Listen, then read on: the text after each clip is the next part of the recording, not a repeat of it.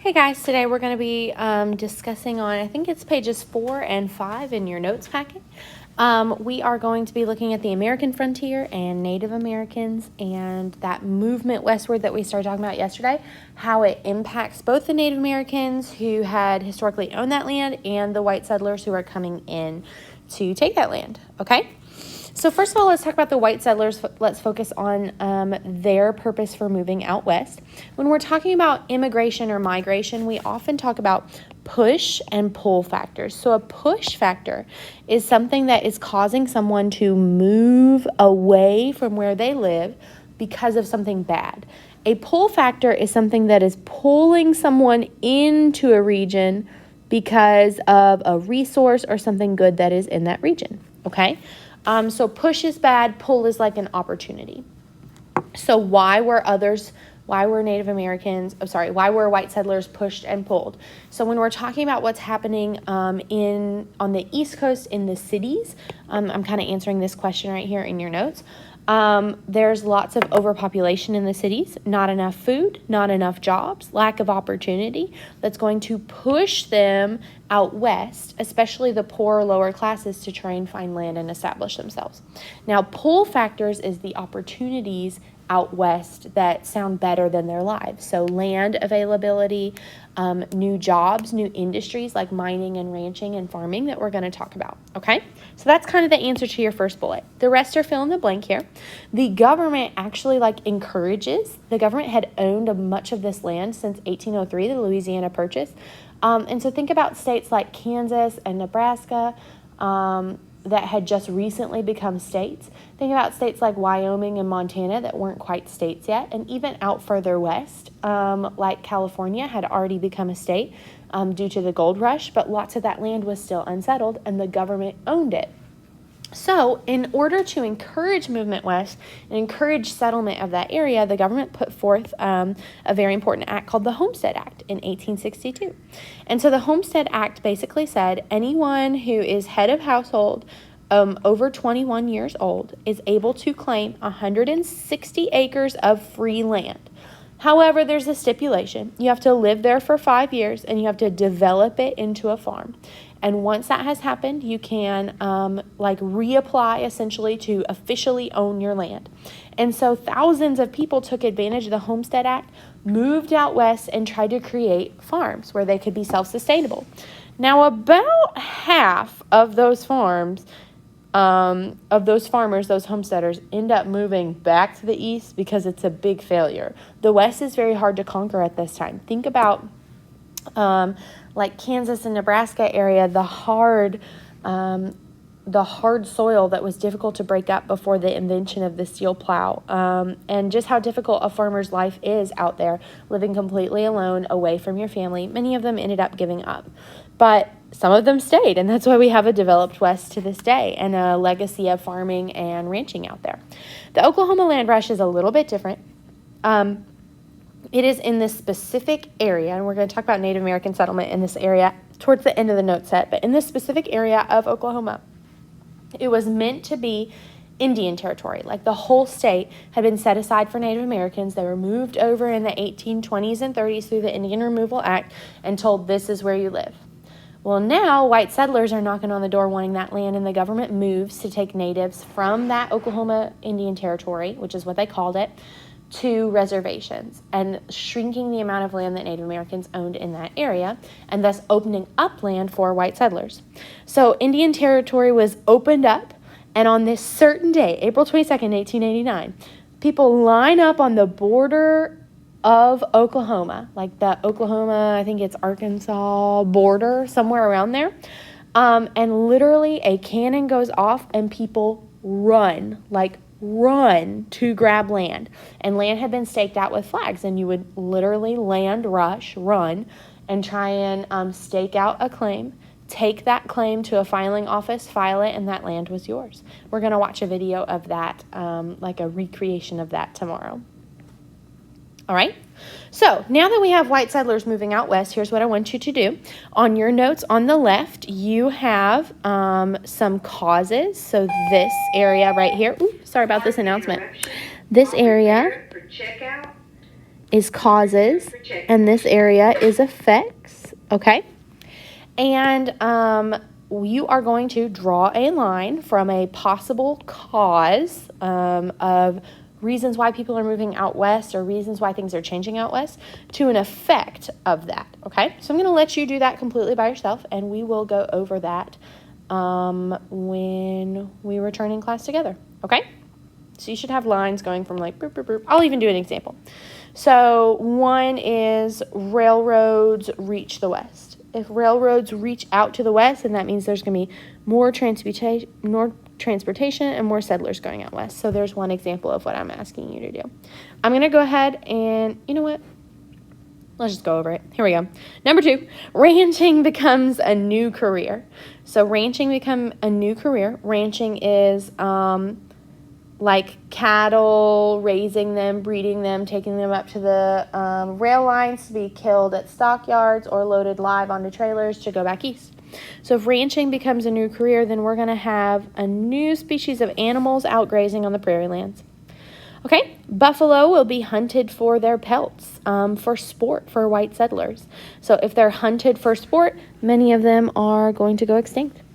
Okay, if there's less buffalo, then the people who depend on the buffalo, the natives, will have less of their resources. So that connects there. All right, scarcity of land in the east will cause more settlers to move out west. I think I might have messed this up somehow. That's completely fine, though. We'll fix it. Competition between settlers and natives will lead to Native American wars for land. And the government encouraging movement west is going to cause multiple things, I guess. I think I have more bullets on the right than I do left. That's fine. It's going to cause natives to be pushed out of the way or put on reservations, which is also the answer here. Okay, so we've kind of got some connections here. We've made them. Let's go ahead and move on. All right, so talking about the push-pull west, when we're looking at why people are moving out west, we've got new opportunities, new places for them to go and gain jobs, okay? One new opportunity is mining. So when we think about mining, you and I think about like prospectors moving out west and creating like, I'm going to go for the gold rush and I'm going to hit it big and I'm going to make a lot of money. And that's not always the case. Gold and silver mining was popular out west. It began like individual prospectors out looking for gold, but that surface mining, think about like people like panning for gold out in the old Wild West in rivers, that runs out really, really quickly. And in fact, most of the iron ore, silver, gold, those sort of things, copper that people are mining for are way down in the ground. And copper is going to be a big resource here because it's going to be used to string those telegraph wires during this time.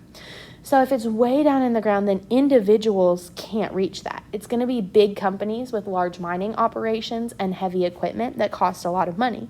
So miners who went out there thinking they're going to get rich actually end up working for mining companies for low wages and horrible working conditions. So mining is lucrative, but only if you're a big business with a lot of capital funds. Okay, ranching is another big job opportunity out west. So when I'm talking about ranching, I'm talking about breeding and herding cattle for the use of eventually selling it, okay? So ranchers will breed their Texas Longhorn. Think about the team, the sports team, the Longhorns, those sort of things. In Texas, actual Texas Longhorn cattle would be bred, and then they would be herded up through, I wish I had a map, up through the United States, up through Texas and Oklahoma, usually up to Abilene, Kansas, or Topeka, Kansas, to big rail lines where they would either be slaughtered and put on refrigerated cars, which is a new thing, refrigerated cars, or they'd be brought live, and they'd be sent to stockyards, or sometimes they were called meat packing towns in Chicago, back east. And so this becomes like a kind of a nationwide industry where the cattle are bred by cowboys to railroad towns in the west, shipped off to the east, packed up into meat, slaughtered, packed up into meat packages, and sold to consumers everywhere. It becomes like this big nationwide industry. So who were cowboys? Lots of them were young, poor whites who move out west, but about a third of cowboys were African American or Hispanic, Mexican American. And so like in our heads, we get this picture of cowboys out on the Wild West, but oftentimes it's not as glamorous. It's not a glamorous life. It's full of crime. It's full of sorrow. Sometimes it's full of starvation, because not only do they have to take care of the cattle, but they have to feed and take care of themselves as well. And then railroading is an industry as well. The big railroad companies and the government hire people, usually poor laborers, a lot of Chinese and Irish immigrants as well, to build railroad tracks across the United States. And the big companies profit off of shipping from those railroads and also transportation for people. And more railroads mean more people are moving out west. And the U.S. government knew that. So they passed the Pacific Railway Act that basically grants land to railroad companies to build railroad lines in the hopes that people will move out west. Okay? All right, so who is moving out west and why?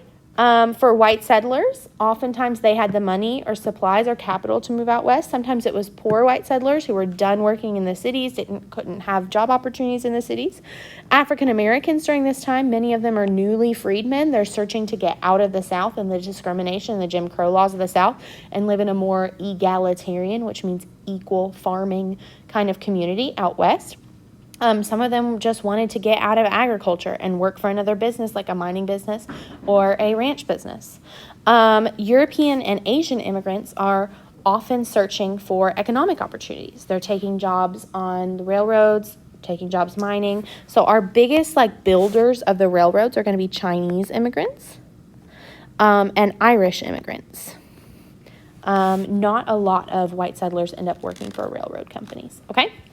One thing I do want to add to your notes is the Transcontinental Railroad. Oh, I spelled it wrong. The Transcontinental Railroad. Okay. This was finished in 1869, and it stretches from California all the way over to, technically, it kind of starts in the Arkansas area. Which I think is AK. But really, because Arkansas was already connected to the rest of the country, more like St. Louis, let me put Missouri.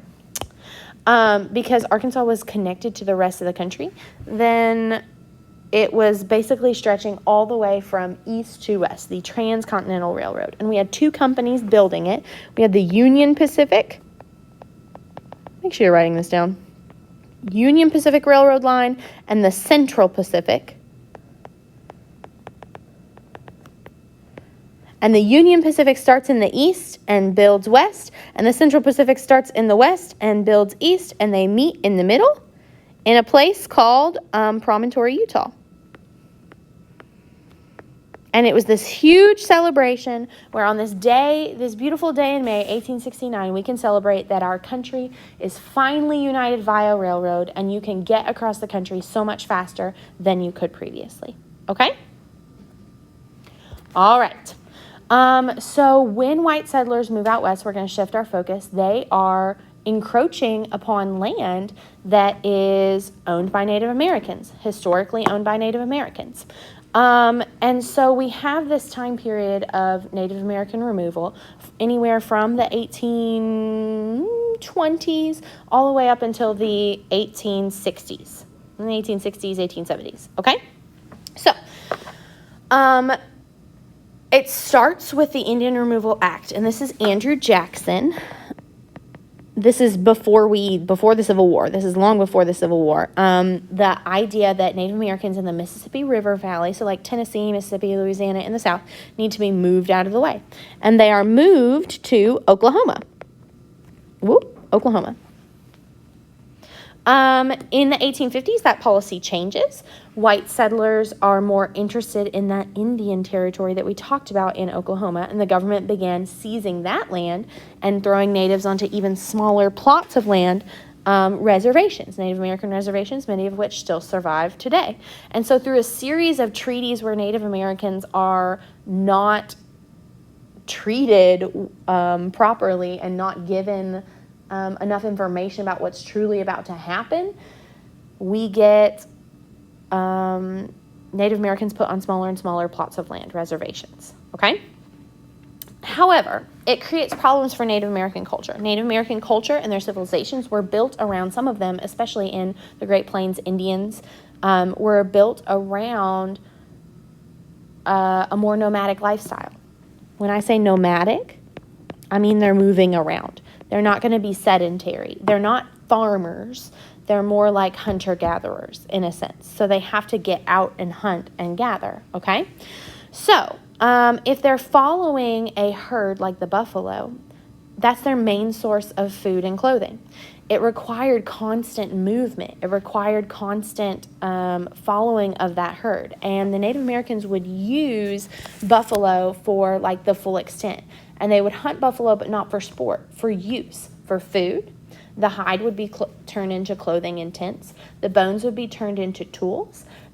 Some of the organs would be cleaned out with water and turned into essentially like a water sack, like a water bottle, essentially. Like they used all parts of the buffalo and wasted nothing because that was part of their culture and they wanted to protect the buffalo.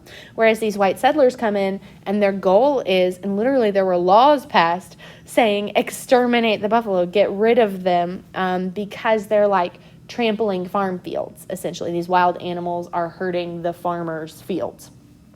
All right, so being placed inside a reservation creates conflict with that lifestyle because they can't follow the herds that their lives depended on, okay? And the reason that all this was done was because white settlers wanted that land.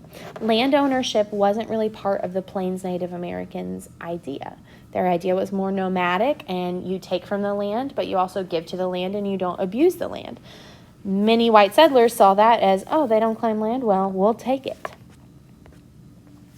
So reservations are set up. They are government property that Native Americans are supposed to live on. And if they don't live on it, then in regular society, they're supposed to practice regular white society culture.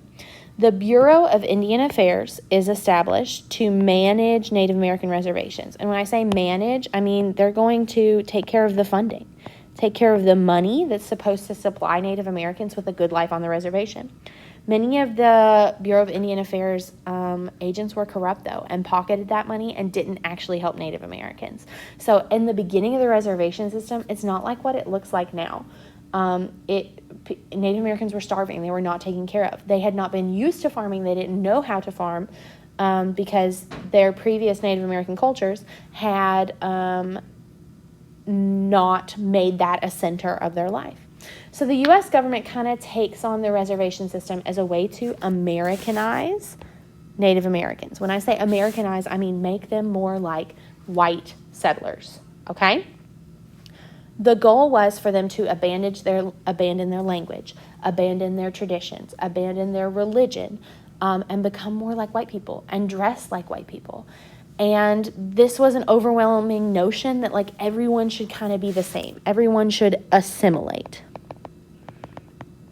Okay, when I say assimilate, I mean like join the culture, join the dominant culture. The Bureau of Indian Affairs also set up government schools. They were called Indian boarding schools. And we're going to watch a video of that tomorrow. Okay, so at these Indian boarding schools, Native American children were taken from their parents off the reservation, and sometimes willingly. And I know you're thinking, why would someone willingly give up their child? Because life on the reservation was not good during this time period. They weren't taken care of. It wasn't a fruitful or profitable life. So they would sometimes give up, sometimes be forcibly taken from their parents, sent far away to a boarding school. At these boarding schools, they would be given white names. They'd be taught English. They'd be taught Christianity. They would be taught like life skills that was deemed that white people needed to know. So girls would be taught cooking and sewing, and boys would be taught more like industry and farm work and things like that. And eventually they grow up and they're nothing like what they were born into. They don't remember their native language, their native name, their native culture. And the point of these boarding schools is to assimilate children while they're young so that they grow up and forget essentially that they're Native American. It's the purposeful destroying of culture. Not only that, but also in more recent times, we found out that a lot of children died at these schools. They weren't given proper medical care. And that's not true of all of them, but some of them, because people just didn't care about Native Americans and they didn't care about preserving these children and preserving their native culture. Okay? We'll skip that. And then the last thing, I think this is the last thing. Yep, the last thing I want to talk about when it comes to Americanization and assimilation of Native Americans is the Dawes Act.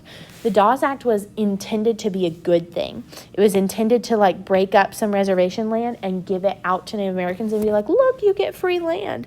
But it had really negative effects, right? On reservations and in Native American culture prior to reservations, the idea was that people didn't own land. We as a tribe just manifest in the land and we use it but also give back to it. So Native American tribes had communally owned things, but now this is taking a big reservation and breaking it up into individual pieces and saying, okay, Mr. Smith, Native American, this is your land. Okay, Mr. James, Native American, this is your land.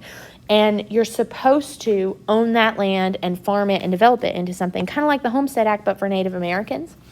But when they break it up and give it out to individual families, first of all, that's not how Native Americans lived. They lived communally. Everyone works. Everyone raises everyone's kids. It's not an individual mom, dad, 2 kids, nuclear family situation.